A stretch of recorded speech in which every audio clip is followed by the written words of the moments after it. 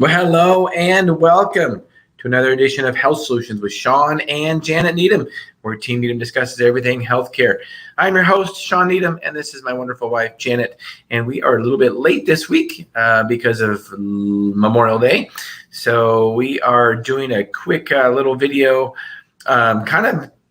Memorial Day starts off the summer, not officially, but kind of that's when we think about it. So we're going to talk about skin health and that summer body that everybody wants. So, Janet, I'm going to let you start. Talk about some tips. You have beautiful skin. You've always taken great care of it. So tell us what your secrets are. Well, one of the first things that people don't realize is your skin health comes from your nutrition. And that is something that people that specialize in skincare will tell you. You are what you eat. So a good diet is going to be the first step, and hydration too. That's something that I struggle with a lot, is keeping hydration, and that's going to help your skin out in the outdoors as well. So hydrate well, and I believe in water. I don't necessarily believe we have to have Gatorade. It could be an electrolyte, but I don't go for all the extra little sugars in those drinks. And then finally, coverage. So obviously Shawn can be out in the sun longer than me, and I have to keep. What are you saying? Look at our arms. Yeah, right. Oh, my arms. You can't see. Right. That's enough. But that being said, realistically, my time frame of being out in the sun without coverage is going to be shorter than Shawn's. So we can't change that. That's part of our skin makeup and who we are as individuals. So I've always watched for that, because if I don't, I've paid and I burn, and that anytime you burn, that's damage to your skin. So you don't want to do that. So I think that coverage and getting out of the sun can be also important. So I'm going to let you start adding to that. Well, first of all, she's a Viking.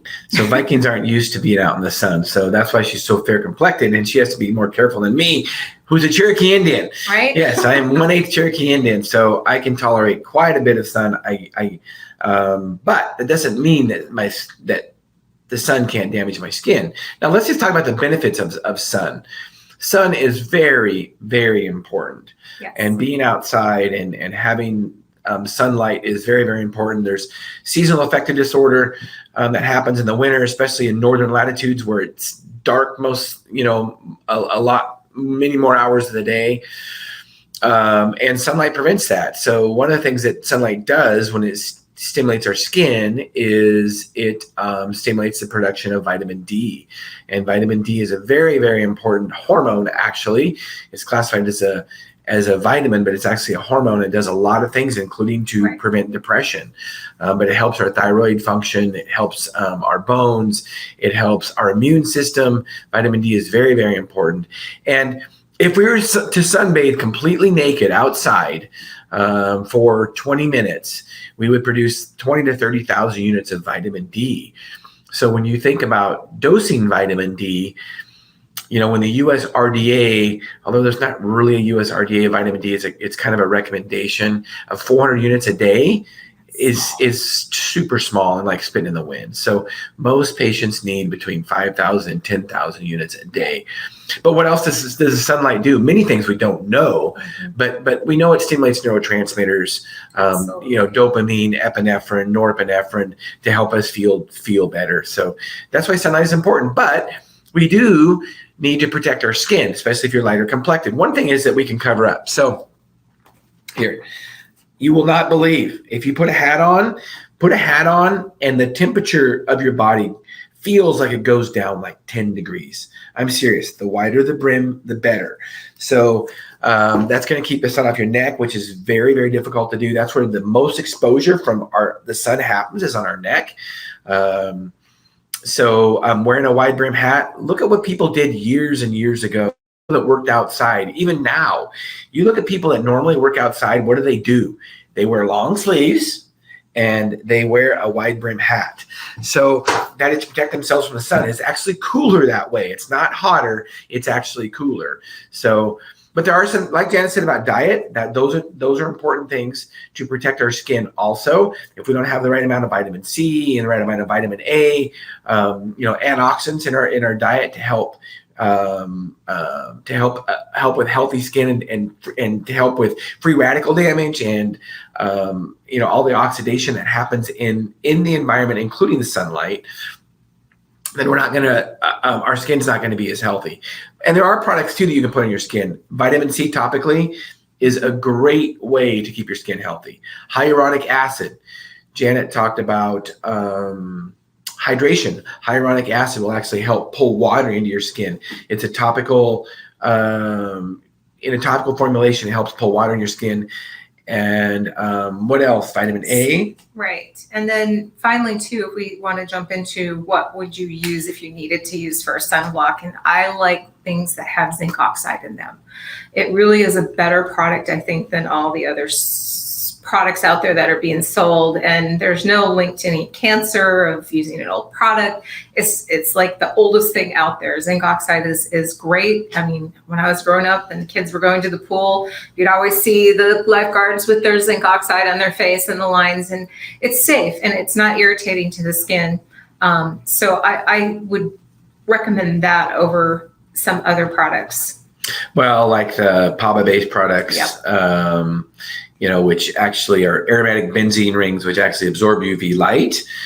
There has been some link to them with some being toxic and possibly causing cancer.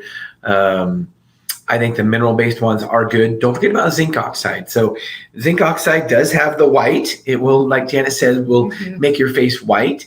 But don't forget about titanium dioxide. That's true too. Now, there are some people that think titanium dioxide is can be toxic, but titanium dioxide is actually brown. So a lot of skincare products, sunblock products, can have a little bit of zinc oxide and titanium dioxide, and it can actually match your skin tone a little bit better. So both those are mineral based. I like them, and they're pretty much, nothing's waterproof, but they're pretty resistant to water and sweating.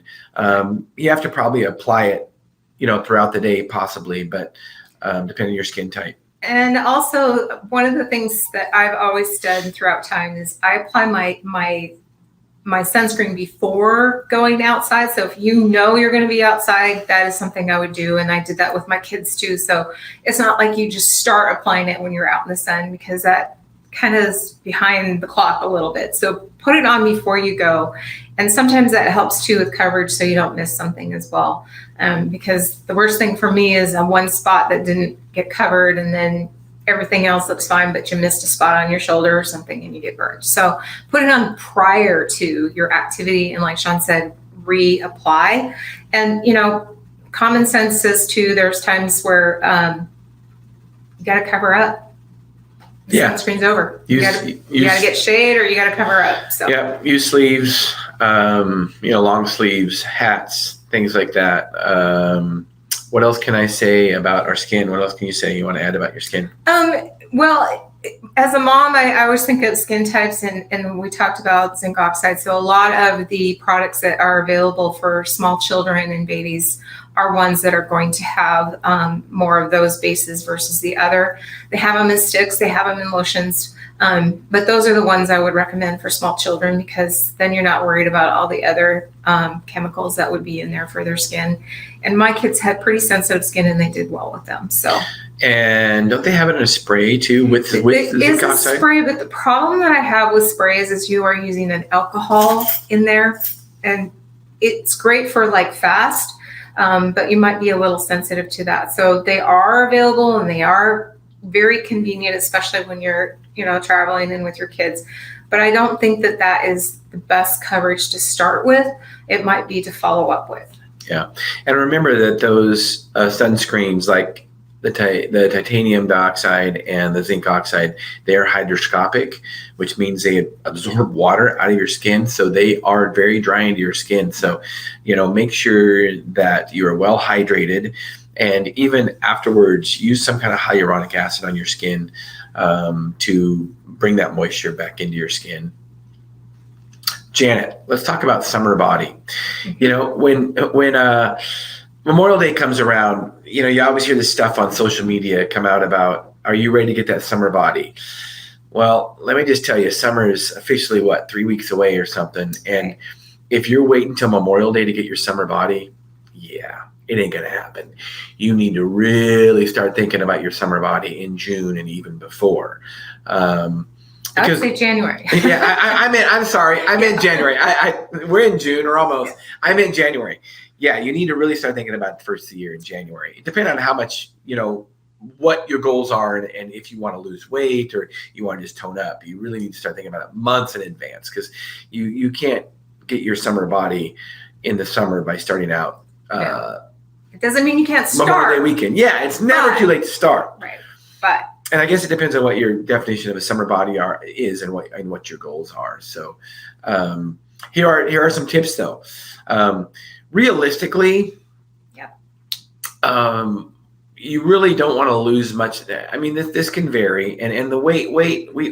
You're going to see a video that we're going to release here in a couple weeks, maybe in a few days, about optimal weight versus optimal body composition. And there's a big difference between weight and body composition, optimal weight and optimal body composition. So, but realistically, if you're using a scale as a metric, you can't lose realistically much more than 1.5 to 2 pounds of fat a week. Now, that depends on how much you're starting out at. But if in the end, you can only, after you've lost a lot of initial weight, you can probably only lose 1.5 to 2 pounds of fat a week. Do we going to say something? Yeah. So many times as we're scrolling through social media, we'll see these, I lost 100 pounds in X amount of days, and they show a picture of before and after. Beware. Yeah. There's nothing easy about that. Good nutrition trumps everything. And that includes, the right nutrients that you need to stay full and be able to stay on that diet. So if somebody's telling you that you're going to lose 100 pounds in 10 days or something ridiculous, no, but I mean, you get the point. Yeah. There's so many things out there, whether it would be on Facebook, Instagram, TikTok, you name it. And don't fall for that. It's a steady process and it's a commitment. And I think it's easier if you are maintaining and losing at a healthy way, because then it becomes more of a lifestyle rather than just a yo-yo thing. Because it's unfortunate that when you lose and gain that weight back and forth and yo-yo back and forth, that is very stressful on your body overall. So you don't want to do that. So start out early, start out slow, find the goals that you want to have and stick to it. And obviously, there's going to be some ups and downs. We realize that. That's part of being human. But if you have a realistic goal, it's easier to get back to. Yeah, and realize that there is no quick fix when it comes to weight loss. I mean, we can lose weight really fast if we want to. I remember during wrestling in high school, I lost 11 pounds in 36 hours one time. I came in at 159 Monday morning, and I had to wrestle at Tuesday night at 148. Was it good for me? Heck no. I was dehydrated. I didn't eat anything. I was, but I gained a lot of that weight back, obviously, too, when I gorged myself afterwards. So it is like Dana says, you have to change your lifestyle, and losing weight slower makes you do that. And also it decreases the chance of you gaining all the weight back right after you meet your goal, whatever that is. And one thing that helps with me, and I think Janet can attest to this, is eat your meat first and focus on meat, focus on protein, and you will do really, really well. I don't know how many times I've really craved bread or craved potatoes or anything like that, and I eat my meat first.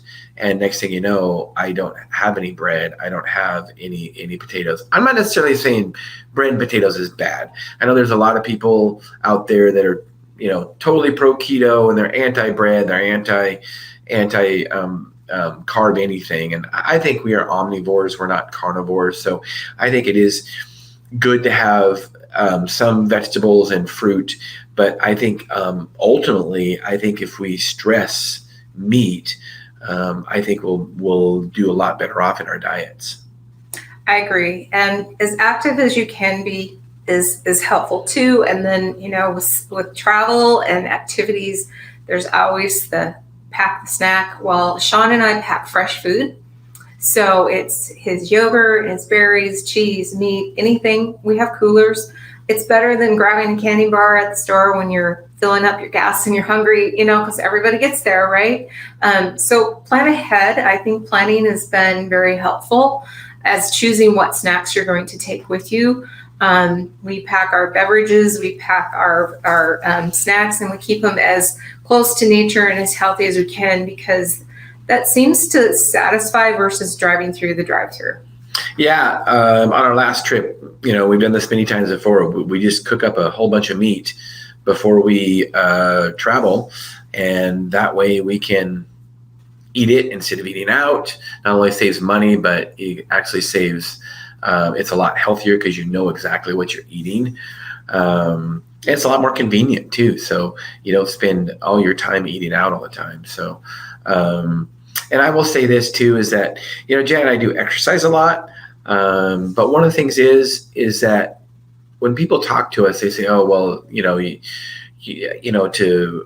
be in the shape you guys are in, you must exercise a lot. Now, I just don't want to exercise that much. And that's just absolutely not true. Exercise is very, very good and very important, but 80% of looking like you're fit and in shape is diet. And you cannot exercise your way out of a bad diet. No. I've tried. You just can't. If you are eating crappy, I don't care if you're riding your bike 15 hours a week. If you're eating crappy, it's going to show. And you're not only are you not going to perform optimally, but your body's not going to look optimal either. And you don't feel as good. No. You don't feel as good. So, yeah. So, what are some tips about health? Other tips about healthy eating, Janet? Well, I think too, one of the things that Shawn and I have implemented for ourselves is, as we alluded to as we were traveling, the same thing happens in my pantry. The less processed foods I have and the more fresh, closer to the earth, I think it's better. And like Shawn said, start with your protein and then add to it, because I do like variety, and I don't believe we're supposed to just eat one thing over and over again. So I like to change that up. But so my refrigerator is really what we're going to eat from versus the cabinet or the pantry. There's a few things in there that we might use, but majority of the food is fresh. And I know that people say fresh food is expensive, but pay now or you'll pay tomorrow.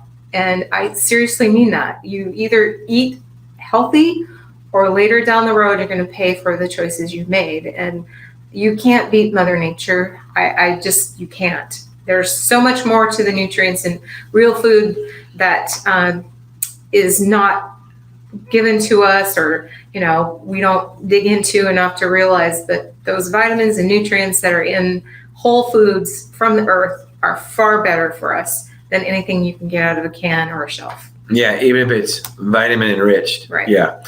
And yeah, there's something to be said about, either pay the farmer now or pay the doctor later.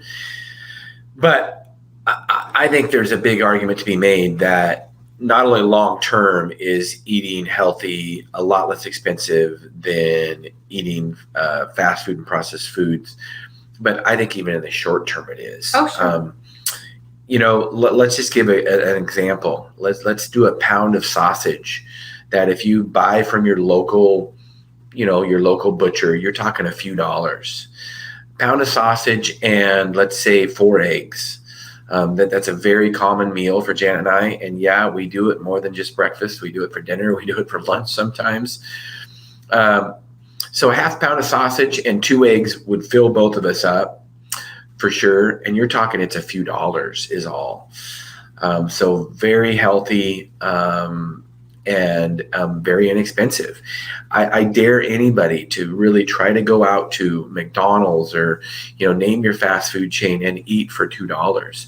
You can't. And even if you say they have a special today, a hamburger for $1 or whatever, nobody ever just orders a hamburger. They get the large Diet Coke, they supersize it, and they get a fry, and then they get some kind of dessert. And next thing you know, you're spending, $15 and you've got 2,000 calories. Yeah.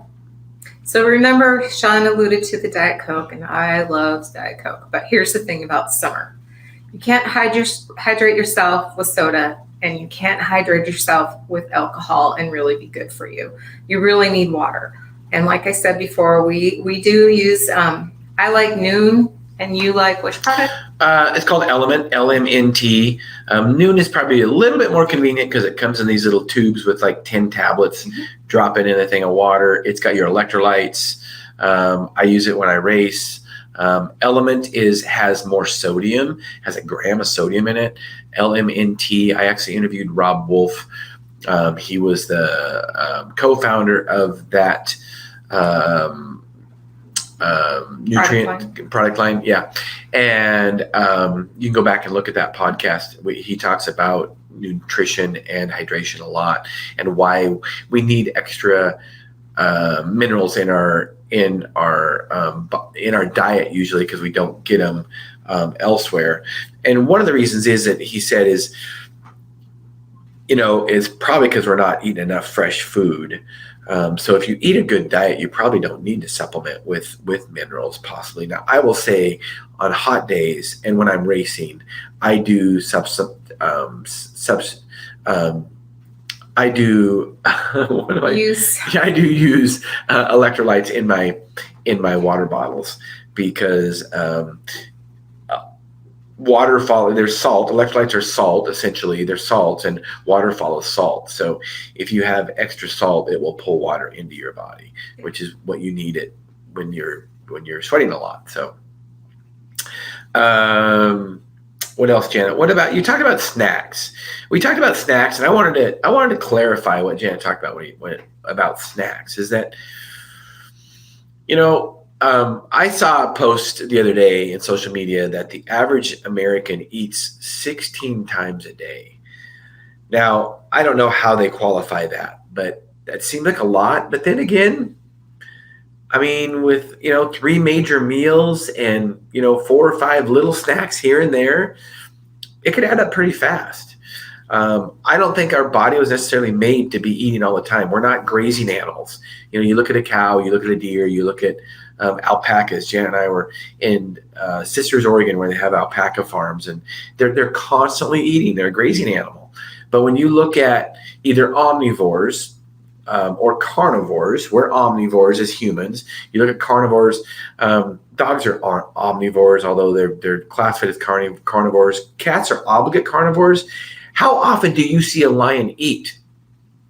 Yeah. A lion eats every 3 days or something, after it hunts. So I think as humans, we'd be better off if we're not snacking all the time and we're not eating all the time. Right. Janet and I focus on, usually during the week when we're not exercising heavily, we do 1 meal a day.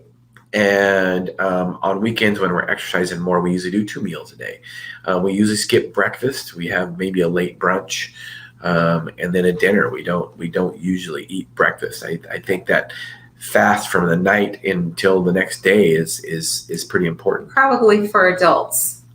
Well, of course. Yeah. But speaking from the mom side, when you are packing for your children, because they do, as they're growing, need, but they don't need the box stuff. And I know it's convenient, but really fresh fruit and vegetables and cheese and meat are just as easy to pack in your cooler on summer travel than anything else as well. So you just got to plan ahead.